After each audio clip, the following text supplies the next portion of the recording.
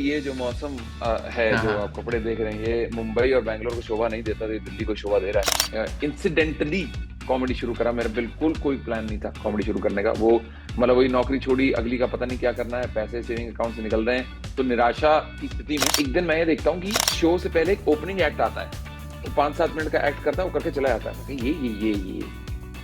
ये मैं कर सकता हूँ। मेरा ऐसा मानना है कि जाकिर भाई और अनुभव सिंह बस्ती से बेहतर स्टोरी टेलर है नहीं इस टाइम पे हम्म, इंडिया के बिल्कुल। अंदर। इसका से बेहतर ऑब्जर्वेशनल कॉमेडियन शायद, है ना।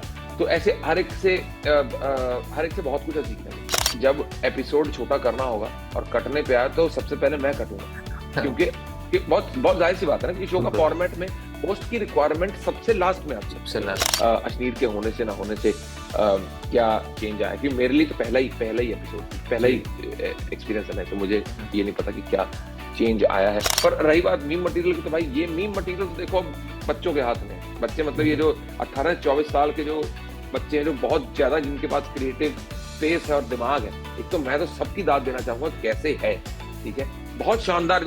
कुछ अलग ही निकाल देते हैं। वो बॉलीवुड का बिल्कुल। पिक्चर जोड़ देंगे, हॉलीवुड का जोड़ देंगे, बीच में शार्क हाँ, टैंक डाल देंगे और और कमाल कर एकदम देंगे, रिलेट कर देंगे, बिल्कुल। कमाल कर देंगे। Welcome all. आप सब देख रहे हैं ABP entertainment live and ABP live, और मैं हूं आप सबके साथ अनंत सिंह यहाँ पर। और आज हमारे साथ हैं बहुत ही मशहूर स्टैंड अप कॉमेडियन राहुल दुआ, जो अब आपको दिखेंगे शार्क टैंक इंडिया सीजन 2 को होस्ट करते हुए, जो कि सोनी सोनी टीवी पे आने वाला है।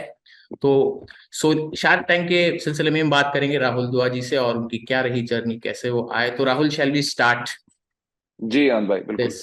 100%। जी, तो राहुल कैसे हैं सबसे आप? पहले बताएं। मैं बहुत बढ़िया हूँ, आप सुनाएं, कहाँ है? दिल्ली में ही है, या गुड़गांव, या नोएडा, या बॉम्बे? बस सर, ये जो मौसम है, हाँ जो आप हाँ। कपड़े देख रहे हैं, ये मुंबई और बैंगलोर को शोभा नहीं देता, तो ये दिल्ली को शोभा दे रहा हाँ, सही है। बात है, दिल्ली सही में बात हूँ है। मैं इस time, point point point point. ठंड ठंड ठंड मना रहे हैं। हम्म। राहुल, सबसे पहले शुरुआत करेंगे हम लोग।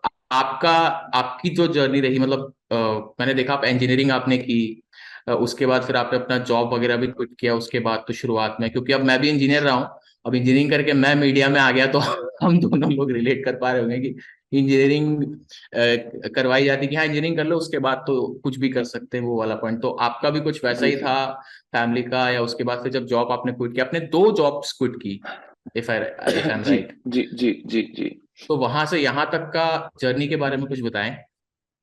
तो भाई मतलब जैसा कि आपने बिल्कुल ठीक कहा कि इंजीनियरिंग तो एक बार कर ही लेता आदमी, कि हम्म। ये कर लेते हैं, उसके बाद हो देखते गया। हैं क्या करना हाँ। है ना।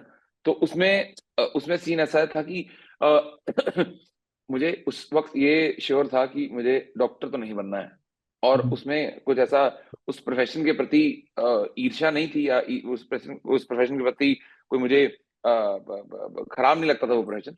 इज दैट उसमें पढ़ाई बहुत करनी पड़ती है, मुझे इतना लंबा पढ़ाई करना नहीं था। हम्म, तो ये पता था कि डॉक्टर नहीं बनना है, और इतनी समझ नहीं थी कि कॉमर्स और आर्ट्स के बाद बाकी करियर ऑप्शंस कौन से होते हैं। तो चुप करके अपना नॉन मेडिकल लिया, मैथ्स वाला, और हम्म, अपना इंजीनियर बनते चले। और उसके बाद वहां पे भी मैं तो नौकरी लेने लगा था, क्या लगा था, मेरी तो इंजीनियरिंग कॉलेज में नौकरी लग भी गई थी। पर फिर हुआ यूं कि सीनियर ने बोला, आसपास लोगों ने कहा कि सुनो एमबीए कर लेते हैं, जब नौकरी ही करनी है तो एमबीए में क्या है कि हम्म, ज्यादा पैसे मिल जाते हैं। बिल्कुल। हाँ, ये भी बात ठीक है।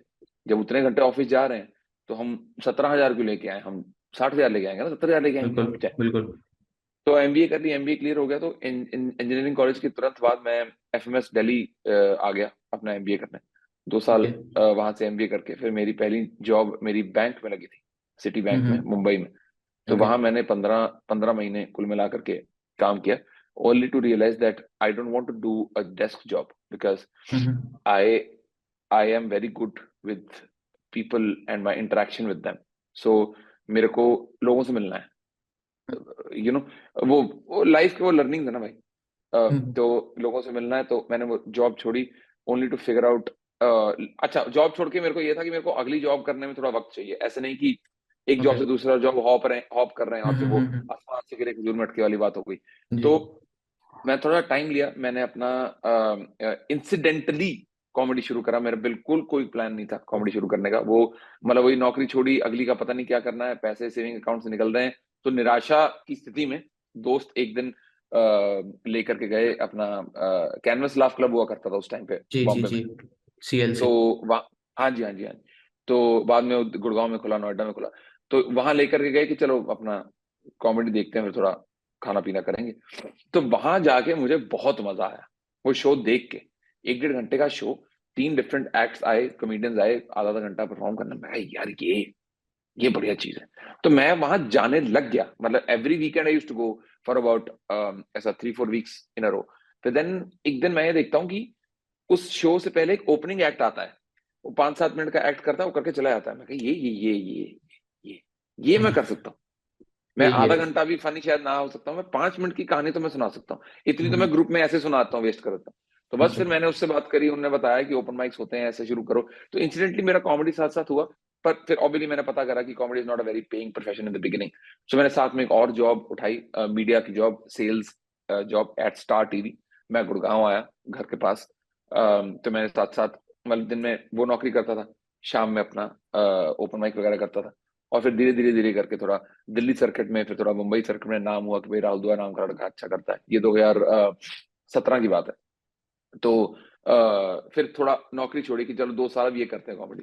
बस फिर उसके बाद सर कॉमिक्सतान हुआ, फिर पहली चीज हुई, फिर दूसरी चीज हुई, शो करने लगे, नाम हो गया। तो बस फिर भगवान का आशीर्वाद है। अब तो मतलब कि भगवान का जो भी प्यार। कॉमेडी जो आई आपकी लाइफ में इंसिडेंटली आई, जैसा आपने कहा पहले से आपने सोचा नहीं था, तो फिर वो देखते देखते आपका पैशन बन गया। तो उसमें किसी ने आपको इंस्पायर किया है, कोई आपका इसमें गुरु रहा कॉमेडी में? जैसे आपने देखा, आपने काफी लोगों को देखा, तो उनमें से किसी को आप गुरु मानते हैं कि हाँ भाई ये है मतलब उसके जैसा तो नहीं, लेकिन हाँ इनको मैं मान सकता हूँ अपना आइडल कॉमेडी में। मैं मैं गुरु किसी एक आदमी को नहीं मानना चाहता, या एक चीज को नहीं मानना चाहता।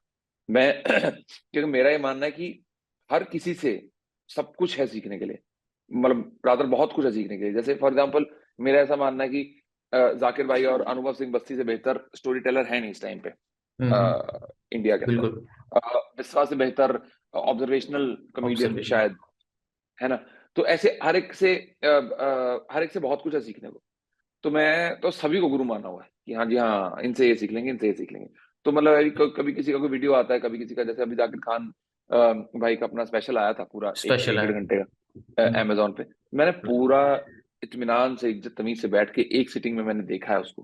कि एक तो for the respect that that guy and his craft deserves, and secondly just for me to understand कि ये कैसे सोच रहे हैं, कैसे लिख रहे हैं, कैसे एक सेंटेंस से दूसरे सेंटेंस आगे बढ़ रहे हैं, शो को सारा बढ़ाते चले जा रहे हैं। So much to learn from everybody. So there's not one particular guru. Everybody. I just keep my learning radars always open कि किसी से भी सीख ओके। लीजिए। तो राहुल भाई, शार्क टैंक की बात करते हैं, तो आपके बहुत बढ़िया जर्नी रही, कैसे आप कॉमेडी में। तो शार्क टैंक में आपका कैसे आना हुआ? उसके लिए ऑब्वियसली ऑडिशन आपने दिया होगा, या जी जी शार्क टैंक में आपको कैसे पता चला? हाँ, शार्क टैंक टीवी पे तो आता था, आप भी देखते होंगे या फॉलो जी जी करते जी जी होंगे। जी जी तो जी बिल्कुल आपको कैसे बिल्कुल। ख्याल आया कि मुझे इसकी एंकरिंग करनी चाहिए, या मुझे एज अ होस्ट इसमें जाना चाहिए? तो आपने फिर ऑडिशन दिया होगा। शार्क टैंक में जाने का ख्याल कैसे आया, या um, आपके पास ही आया था ऑफर? जी, ऐसा हुआ था। तो ओके। क्या है कि मैं इस चीज में विश्वास नहीं रखता कि आदमी एक ही काम करना बिल्कुल। चाहिए। तो मुझे ऐसा है कि मैंने नौकरी छोड़ के सबसे पहली चीज स्टैंड अप ट्राई करी है। और मुझे उसमें इतना मजा आने लगा कि मैंने उसको अपना प्रोफेशन बना लिया। बट मैंने बाकी तो ट्राई करा ही नहीं। मुझे नहीं पता ना कि आपको आगे जाके फिल्म डायरेक्शन में मुझे मजा आए, या एक्टिंग मजा आए, या होस्टिंग मजा आए। तो मैंने I've always been this person who's who's open to experiences, and who always wants to try different things. So this was a very different project that came my way, जहाँ पे मेरे मैनेजर का मेरे phone आता है कि सुनो ऐसा है, सोनी से बात चल रही है। उन्होंने 3-4 लोगों का नाम और इंटेंट मांगा है कि as a host for season 2। तो आप करना चाहेंगे? मैंने कहा, बिल्कुल करना चाहेंगे। शार्क टैंक छोटी मोटी बात हो रही है, बहुत बड़ा नेशनल टेलीविजन पे आने वाला शो है, तो बिल्कुल करना चाहेंगे। तो बस फिर बिल्कुल करना चाहेंगे के बाद उन्होंने बुलाया, उनके ऑफिस जाके मैं ऑडिशन देके आया। फिर उसके बाद जब ये लोग पैन इंडिया सेलेक्ट कर रहे थे एंटरप्रेन्योर्स जो अपने शो में आएंगे, तो ये लोग दिल्ली आए हुए थे सेलेक्ट करने। तो इनने कहा कि एक बार आप यहाँ पे भी आ जाइए, लाइव एंटरप्रेन्योर से रियल टाइम आप उनका पिच सुने, इंटरेक्ट करें, और वो सब करें। तो दूसरा ऑडिशन मैंने यहाँ दिया। फिर एक आध बार और मैं बॉम्बे जब था, मैं इनसे मिल करके आया था। तो फिर ऐसे ये फाइनलाइज हुआ। मतलब and I am very grateful कि ये फाइनलाइज हुआ, क्योंकि कि मैंने नहीं, क्योंकि मुझे तो भाई अब जैसे ये भी नहीं पता चलता अदरवाइज कि सीजन 2 कब होस्ट, कब कब शूट हुआ, कब एयर होगा, उससे कितना पहले किसको अप्लाई करना चाहिए। वो तो फॉर्चुनेटली उनने मेरा काम देखा, उनको लगा ये कर सकता है, तो उन्होंने खुद से अप्रोच करा और ऑडिशन दे के क्लियर करके अपनी मेहनत के दम पे हमने क्रैक कर लिया इसको। सो इसमें आपने जो सीजन 1 में जो होस्ट है रणविजय भाई, उनको आपने रिप्लेस किया है। तो काफी लोग सोशल मीडिया पे भी मैं देख रहा था कि उसके बारे में बहुत बात कर रहे हैं, कुछ पॉजिटिव्स भी हैं कुछ नेगेटिव्स भी हैं कि वे रणविजय को रहना चाहिए था। और तो आप उसको इस तरह से देखते हैं? मैंने देखा रणविजय जो ट्वीट्स कर रहे हैं बहुत ही पॉजिटिव वे में ट्वीट्स कर रहे हैं।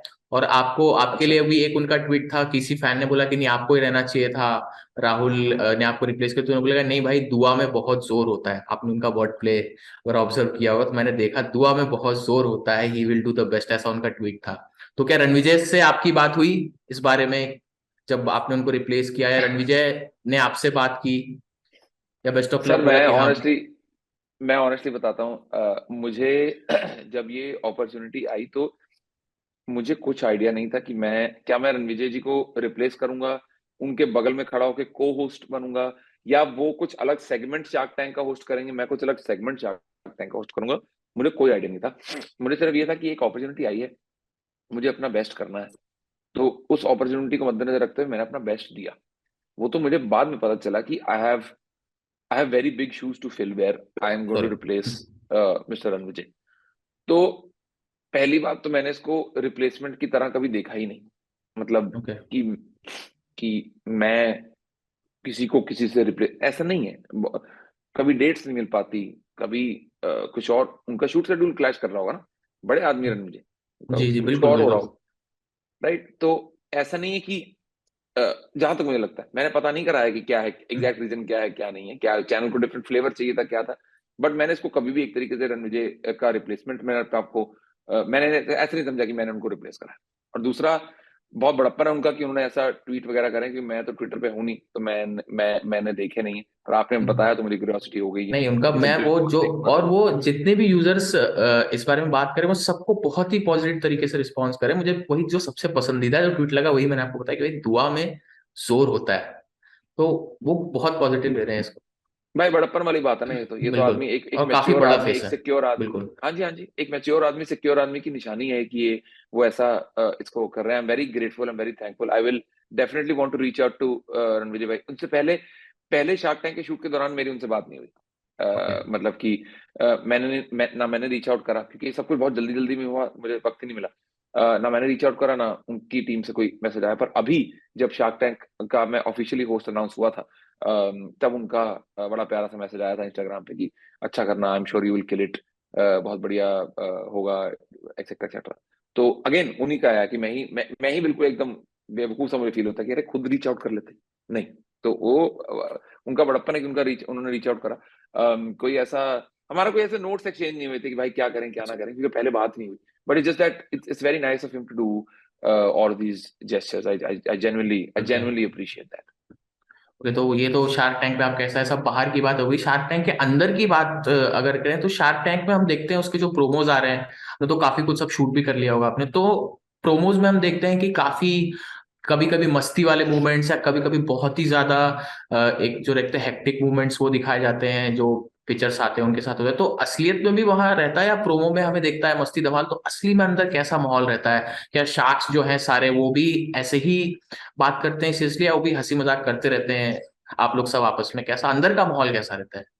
सर ये रियलिटी शो है, तो हम्म। जैसा रियलिटी होता है वैसा ही दिख जाता है। अगर माहौल लाइट हो गया तो हंसी मजाक चल रहा है, अगर माहौल सीरियस हो गया तो वहां पे कमेंट्स, फीडबैक्स और सलाह मशवरा चल रहा है। या अगर हम्म। माहौल थोड़ा गमगीन हो गया, कि अगर मान लीजिए कुछ ऐसा रोना, रो वो पड़ा कोई पिक्चर या कोई ऐसा, हम्म। तो उस तरह का इमोशन एग्जिबिट हो जाता है। Everything is real, nothing is scripted, and every emotion is, I think everybody is themselves, including me, including the sharks, including the pitchers, I guess, right? तो जो आप देख रहे हैं बिल्कुल सच है।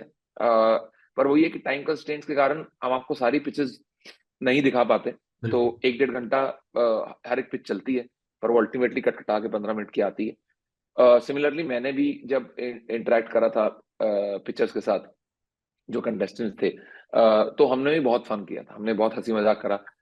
ऑफ कोर्स माहौल देख के, अगर अगर किसी को फंडिंग मिली है तो हंसी मजाक कर रहे हैं, अगर किसी को फंडिंग नहीं मिली तो पहले उसको थोड़ा स्थिर कर रहे हैं, थोड़ा उसको काम डाउन कर रहे हैं, फिर हंसी मजाक कर रहे हैं, हंसी मजाक कॉन्टिन्यूसली कर रहे हैं।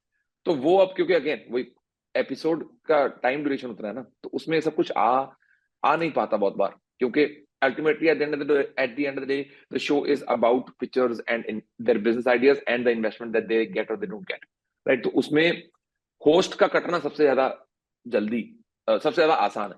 तो हम आते हैं, अपना ब्रांड ब्रांड का नाम लेते हैं, अपना इंट्रोड्यूस करते हैं, फिर और शुरुआत करते हैं एपिसोड की, क्लोज कर देते हैं, बीच में एक आधी बार आए थे। पर ये जो सारी जो सारा जो हमने फन करा है, सारा जो हमने माहौल बनाया, ये एक अलग सेक्शन में आता है सोनी लिव पे। तो वो देख के बड़ा अच्छा लगता है कि अरे अरे ये सब करता, हाँ हाँ, वो देख के याद आता है कि हाँ ये भी करता, ये भी करता, ये बढ़िया बात हुई थी, एक्सेट्रा एक्सेट्रा।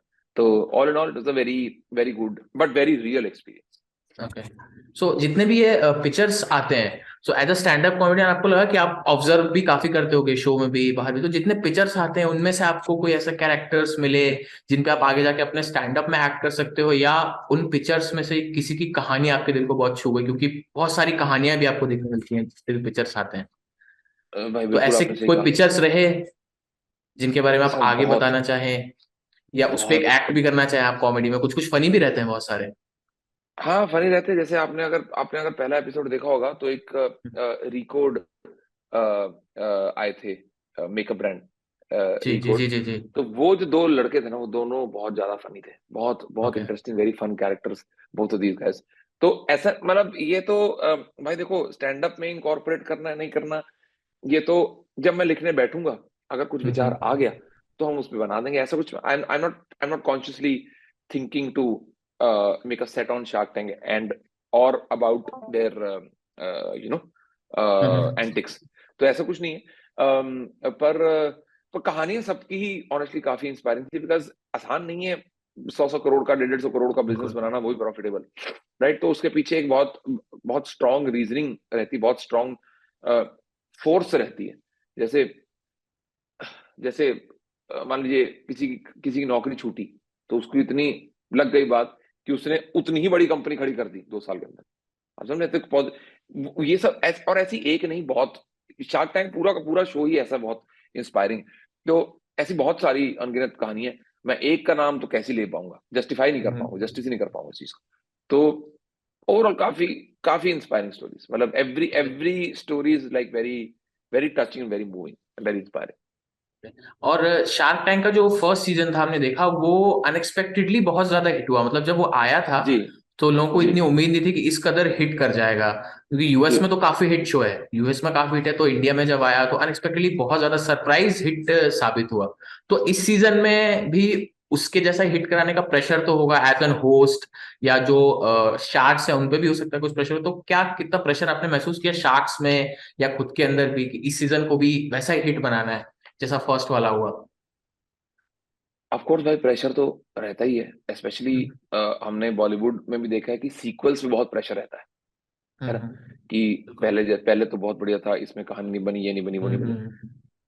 पर मेरा मेरा एक चीज मानना है, अगर हमने सच्चे दिल से, पूरे अच्छे इंटेंट से एक अच्छा काम किया है, वो दिख जाएगा।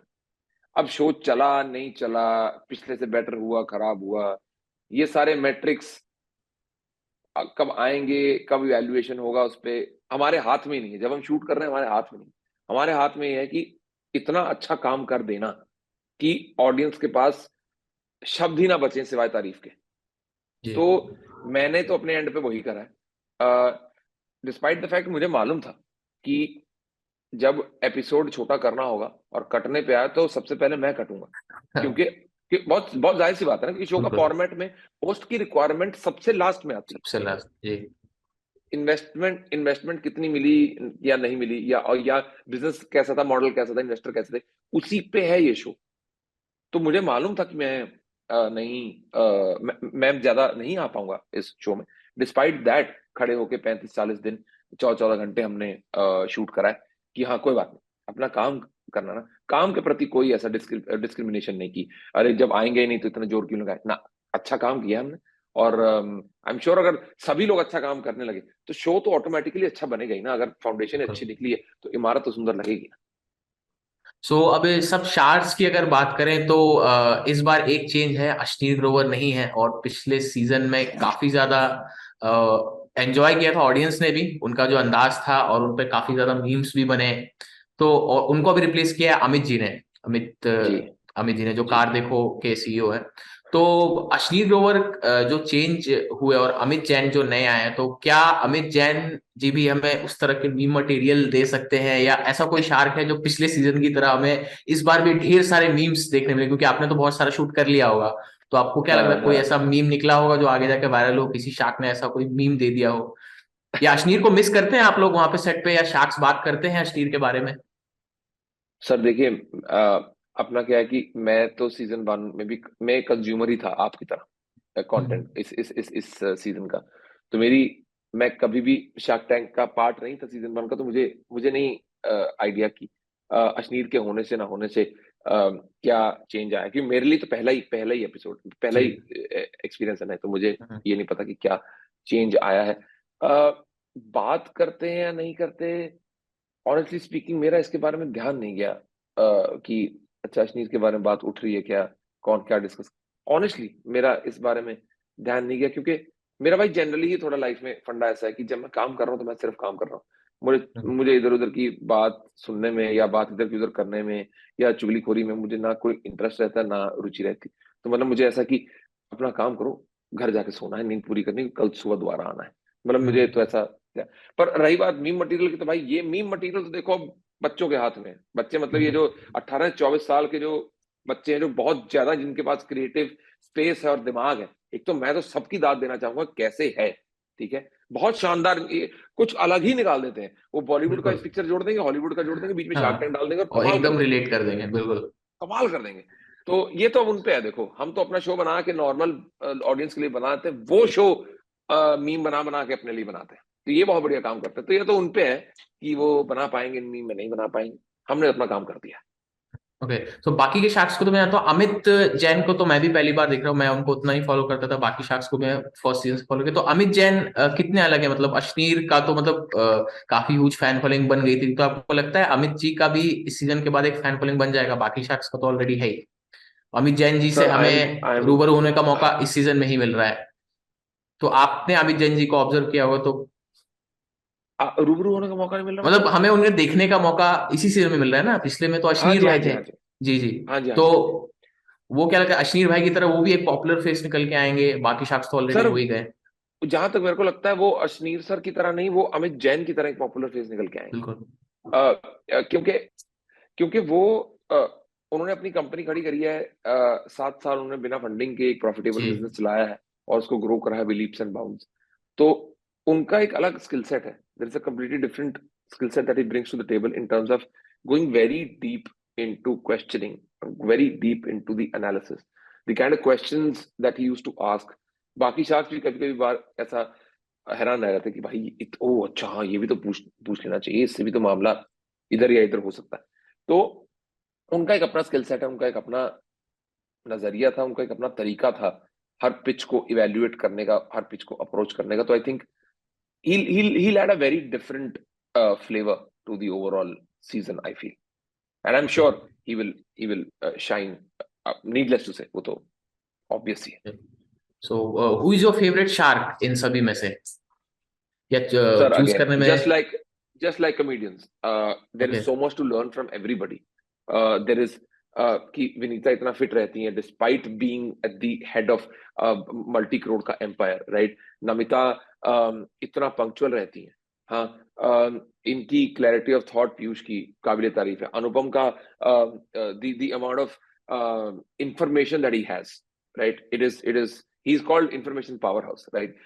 अमन का जो एक बहुत सिंपलिस्टिक एटीट्यूड है टुवर्ड्स चीजों को देखने का, कि वो फालतू भारी भारी शब्द यूज करके चीजों को कंफ्यूज या कॉम्प्लिकेट नहीं करते, वो just keeps it very simple, दो टूक बात सीधा है ना। अमित जैन सर का तो मैंने आपको बताया। So everybody has a different skill set, और सबसे मुझे सीखने को बहुत कुछ मिला इस सीजन। तो आई एम तो very very grateful first of all कि ये मेरे साथ हुआ। तो इसलिए अगेन जस्ट लाइक कमेडियन, मेरा कोई ऐसा फेवरेट शार्क नहीं है, बिकॉज मेरे सभी फेवरेट। सो लास्टली सब आपसे एक सवाल पूछना चाहूंगा, एक वन वन वर्ड का हम सेगमेंट रखेंगे लास्टली कि सब सारे शार्क्स को मैं नाम लूंगा और आपको एक वर्ड में उनको डिस्क्राइब करना है कि सारे शार्क्स के बारे में आपने इतना दिन शूट किया सबके साथ, आगे भी कर रहे हैं, तो एक एक वर्ड में सब शार्क्स के बारे में आपको बताना है कि आपने क्या ऑब्जर्व किया, उनके वो कैसे हैं। सो ठीक है starting with Aman Gupta. Fun. Fun. Okay. Anupam Mittal. किताब। अपने आप में किताब, आप एक्सप्लेन भी कर सकते हैं बहुत। अगर करना है कि हाँ मतलब क्यों बेसिकली आपने किताब रखा। इसलिए बोला, किताब से इंसान सीखता बहुत कुछ है ना, तो अनुपम सर हम्म। से सीखने को बहुत कुछ, उनको हर चीज के बारे में बहुत कुछ पता है। Okay. Namita Thapar. Punctual. Punctual. Okay, time पे आती हैं, सेट पे भी टाइम। बिल्कुल। बिल्कुल टाइम पे आती हैं, सेट पे पहले पहुंच जाती हैं।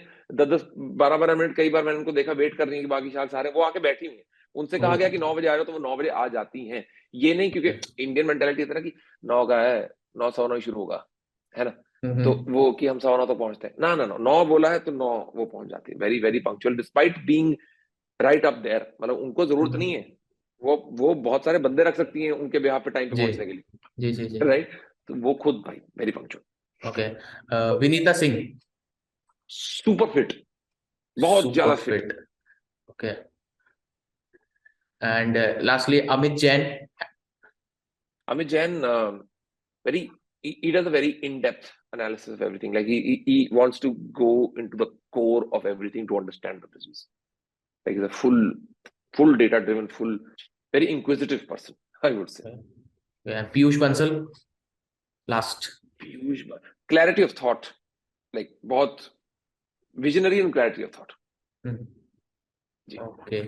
सो सबसे आखिरी क्वेश्चन ये है कि वेरी वेरी बहुत बहुत धन्यवाद राहुल भाई हमसे बात करने के लिए, और लास्टली मैं बस यही पूछना चाहूंगा कि शार्क टैंक आपने होस्ट किया, सो आपको क्या इससे सीखने मिला, तो आगे क्या आप भी जाके कुछ एंटरप्रेन्योरशिप में हाथ आजमाना चाहेंगे? कॉमेडी तो बहुत ही अच्छा चल रहा है, जैसा आपने बताया कि एक ही चीज नहीं करनी चाहिए इंसान को, तो आप भी आगे जाके कुछ इस तरह के अपना स्टार्टअप लॉन्च कर सकते हैं। और मैंने आपको काफी बार बोलते हुए सुना कि सब कुछ प्लानिंग से प्लान करते हैं, सब लोग हम लोग प्लान करते हैं, लेकिन कभी कभी सब कुछ प्लानिंग से नहीं होता, तो क्या आज के जनरेशन में प्लान पे ही मतलब स्टिक होके रहना चाहिए या फिर प्लानिंग से हट के भी कुछ करना चाहिए? और आपका भी वही जानना चाहूंगा कि शार्क टैंक होस्ट करने के बाद आप इस तरह के एंटरप्रेन्योरशिप में जाना चाहेंगे या नहीं? भाई ऊपर वाले ने सब प्लान करके रखा हुआ है, मेरा ये मानना है। ओके। सारी सृष्टि, सारी कुदरत, हम, मैं, आप, हमारा मिलना, ये सब सब कुछ प्लान है। बिल्कुल। वो सुप्रीम प्लानर है। हम्म। उसके प्लान से बेहतर प्लान मैं क्या कर पाऊंगा? तो उनने मेरे बिहाफ पे प्लान बना के रखा हुआ, तो मैं बस चलता, मैं प्लानिंग करता था बहुत ज्यादा। हम्म। पर अभी 2 3 इंसिडेंट्स हो गए मेरे साथ जहां पे मैंने रियलाइज किया कि सारा प्लानिंग धरी रह जाती है, एंड में कुछ का कुछ हो जाता है और वो बहुत बढ़िया निकल के आता है। So trust the process, go with the flow, और जैसे जैसे होता चला जाएगा वैसे वैसे मैं करता चला जाऊंगा। मेरा कोई ऐसा प्लान नहीं किसी भी चीज को लेके। और दूसरा, आपका पहला सवाल का पहला पार्ट क्या था भाई? मैं सॉरी, मैं भूल गया। ये आप भी शार्क टैंक होस्ट करने के बाद आपके मन में भी ख्याल आ रहा है कि सर एंटरप्रेन्योरशिप में जाना है? करेक्ट, करेक्ट, तो ऑन्टरप्रनोरशिप का सीन है कि सर हम हैं ऑन्टरप्रनोर इस टाइम पे। मैं एक अपना खुद का मैं एक हूँ business, Rahul hmm. Dua as a product, as a service, I am a business, so I am running that business, and I would say I am doing pretty okay. But again जैसे मैंने कहा था कि शार्क से मैंने सीखने बहुत कुछ मिला, तो वो सारी लर्निंग्स इनकॉर्पोरेट करके I would like to run this organization, which is Rahul Dua as an organization, much better because the product जो राहुल दुआ के पास है, उसका शो है, उसको और बेटर करा जाएगा in terms of its sellability, and जो बिजनेस मॉडल है अराउंड राहुल दुआ की, शोज डालते हैं, टिकट बेचते हैं, पैसा बनाते हैं, उस हिसाब से थोड़ा सा और स्ट्रेटजी और प्लानिंग थोड़ा बेटर करी जाएगी। मतलब basically there is so much to learn and incorporate in my own business. I am already an entrepreneur and I think with this experience of Shark Tank India season 2, I'll become a better entrepreneur. So thank you very much Rahul भाई हमसे बात करने के लिए, ABP entertainment live से बात करने के लिए, और होपफुली ये शार्क टैंक का सीजन 2 भी बहुत ज्यादा हिट हो, और इसके हिट होने के बाद एक सक्सेस इंटरव्यू हम लोग जरूर करेंगे जैसी अरे उम्मीद है। तो थैंक यू वेरी बिल्कुल मच बिल्कुल आनंद भाई, thank you so ABP much, live और एंटरटेनमेंट लाइव के साथ जुड़ने के लिए। Thank thank you you so very much Anand much. भाई, thank you so much for thank having you. Me.